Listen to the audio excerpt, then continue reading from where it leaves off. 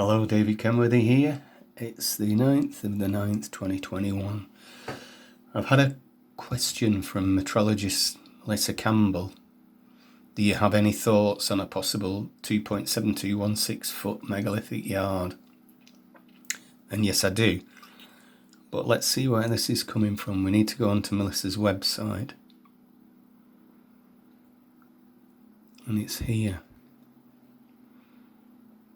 And this is where the question's coming from.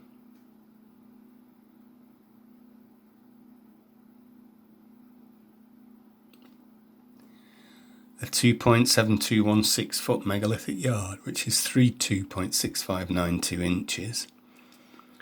And Melissa's made all the right connections with this unit, and it's obviously working. So is it a replacement for Thom's megalithic yard, or is it just a scaled up version of Thom's megalithic yard? And what we'll find is it is a scaled up version of Thom's megalithic yard, deliberately scaled up. So let's go to it. And the scaling is 32.64 times 1701 divided by 1700 gives that. Now 1701, what's that? Divide it by 4 and you get the square royal cubit. And the megalithic yard at Giza produces the solar year when multiplied by 10,000 divided by 9. And the reason for that is it's the inscribed square inside the circle when the ratio between the circle circumference and the side length of the inside square is 10 to 9. So to get the megalithic yard, there are 1,000 of these type of units in the base, and we multiply the megalithic yard by 10,000 because we're also multiplying by 10 over 9 and then divide by 9. So it's 10,000 divided by 9, and this is the Giza base, 36288. So Melissa's on a winner, isn't she? Because we know that that gives this cubit, this Michelle Neal cubit, but actually that's a Berryman cubit. It's a Berryman royal cubit. It might be a Michelle and Neal geodetic cubit, but it's a Berryman royal cubit, and there's a big difference because that can be calculated using root 2. It's 14.58 times 140 over 99. And to get this square royal cubit, we just multiply by Berryman's other royal cubit, which is the killer royal cubit, because that, when we look at it now, we'll find out what it is in meters, in centimeters. And when we find out what it is in centimeters, we know exactly why it's a royal cubit. And the thing about Melissa, she's really got this idea of using 39.375 to convert inches into centimeters. It's got to be 39.375, and she understands why now, because of all these connections she's making with it. She knows it works. So let's have a look why. What's the key reason for it? And the key reason is when we multiply 20.625 by the inch in centimeters, which is that, we get this unit here. And we know that that's 100 Giza spheres. So that represents 100 Giza spheres when centimeters are used. And there's the Giza sphere, 22 over 42. So that's why that is a royal cubit. Now, I've discovered, I've been looking a long time at Mayan measure because of Stan Chizek's work, and I don't want to tread on Stan's toes, but I've got one suggestion for Stan, and it's based on this paper by Patricia J. O'Brien and Hannah D. Christiansen. Apologies for my pronunciation. And they're saying the Zapal is 147 centimeters. And really that has to be 1.46.666 recurring, which is the eclipse unit. And not only that, it's 144 zoot. So you divide it by 9 and 16, or divide it by 16 and 9 to get a zoot. And that gives us this fantastic relationship at Giza, where we multiply the Giza base by 144 and divide it by 146.66, and we get 36000. Multiply those two together, we get the Earth's circumference in feet. And that is Michel's canon of ancient measure. So we know that is a scaled up version of the megalithic yard. We know it produces this cubit. So how does it work within Berryman's overall metrological standard? And I've got that on the spreadsheet, and this is the answer.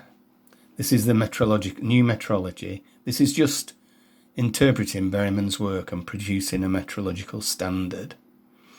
I'm not saying it can't be tweaked and messed around with, but this is what we're getting from Berryman. Everything's in digits. So we've got the Giza model from the new metrology in digits. The meters 54, divide by 1.1 to get the yard, divide by 1.2 to get the megalithic yard. Cubit is 50,000 divided by 176, so Riemann is just 20, we know that. The foot is the yard divided by 3. The ancient foot is 16 digits, that's well known. The digit is 1 unit. The Shuzi is 0.9 of a digit. The Giza base is 50,000 digits, and here's the killer. The mile is 86400 digits, where 1 digit represents a second. When I wrote my first book, the suggestion at the end of the book was they were using a unit of 3.666. And that meant that the mile represented 1 day in time. That was my suggestion, and I've been pursuing that ever since, and here it is. The geodetic mile is 100,000 digits. The Earth's circumference is 216,000, lots of zero. But in feet, we're getting that, which is that divided by that. In miles, we get that. But this is the interesting one. In stades, question mark, I'm not sure what to call these, because we've already got the stade here. The geodetic mile, or the stade is 1/10 of a geodetic mile. But this one is where we're converting from 25,000 to 252. And what we get for the mile is that 5238.095328, which is 10,000 Giza spheres in the mile. It's absolutely incredible. There's 10,000 spheres. And Berryman tells us they were using this unit of 10,000 called a myriad. So that's a myriad of Giza spheres. Right, let's try and explain what's going on here, because it's blooming complicated. Gives me sleepless nights. Right, let's do that one first. Thom's megalithic meter. At Stonehenge, outer Sarsen circle, the length of it is 3916.8 inches, and that's 48 megalithic rods, which is 100 megalithic meters. And Thom didn't know that, but that's what we're getting. And that's also 120 megalithic yards, as well as being megalithic rods, 48 megalithic rods. So there's a connection immediately between Giza and Stonehenge there. And this is the column that we need to take to Stonehenge. And this digit, the Stonehenge cipher, is this digit multiplied by 81 divided by 80. So that's what I've got to say for that. And the other thing is that using this scaled system, we're always getting these 2 units, no matter what the length of the cubit is. We're always getting 25,000 miles. It's just that the mile shrinks in size from 63360 inches down along this sliding scale here. But there's always that number of digits in a mile, and the digit is there. And what is surprising is Melissa's hit this using this megalithic yard. That times 1.584 has got to be that.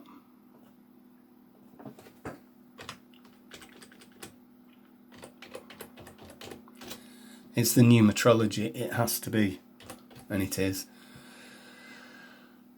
So, what are the anomalies in this workbook? Well, we've got 4 Berryman lines, but we've only got 2 Berryman meters, and that's one and that's the other. So what's going on? And we've got this Berryman royal cubit and this Berryman royal cubit. So something's gone wonky, and what's thrown everything out of sync are these units here, 14.58 and 14.5833, because that one multiplied by 99 over 7 gives that, and that one multiplied by 140 over 99 gives that. But only when that is a royal cubit, and only when that is a royal cubit, and in this model they're not. They're cubits that give us the circumference of the Earth. They're not royal cubits. So there's a distinction. And when that is a royal cubit, and when that is a royal cubit, it's there are a different number of digits in it. And it puts it in a different place. And that's why they're turning up out of sync in this spreadsheet. And it's important that we understand that. Because, let's have a look at the digits. 0.726, but we know that one's produced against this one, as does Melissa.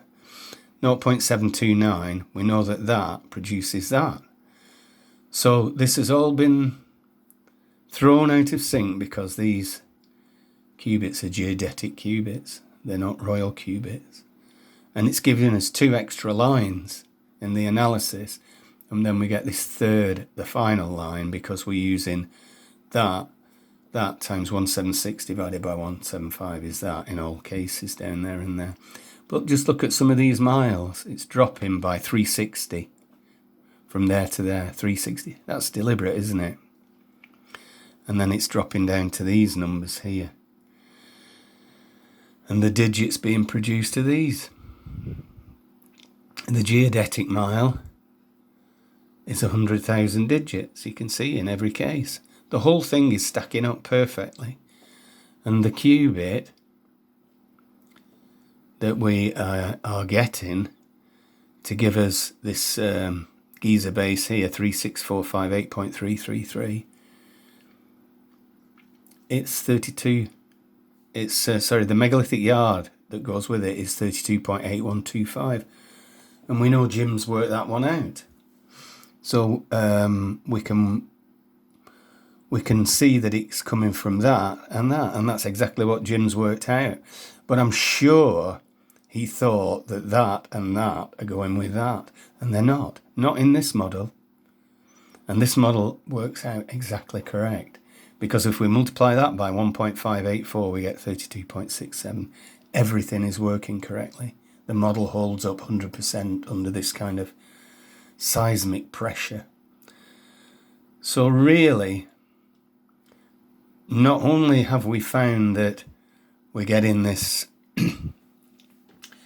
this transfer to metric, where we've got 20.625 is giving us 100 Giza spheres, but we're also getting the alignment of cubits with digits we're not expecting.